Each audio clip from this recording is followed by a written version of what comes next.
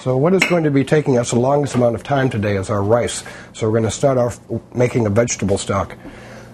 So we're going to go ahead and turn our burner about halfway up.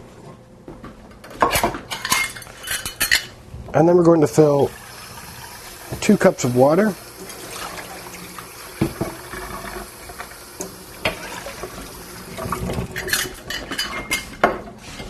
And I'm going to bring it back. Whenever you make rice, it's generally a 2-to-1 liquid to rice ratio. And then we're going to take a teaspoon of vegetable stock.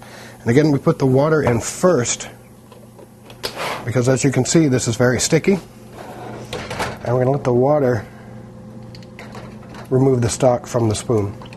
Now the vegetable stock will break up if you just let it boil, but it has a tendency to remain chunky. So we're going to go ahead and help break it up by stirring it.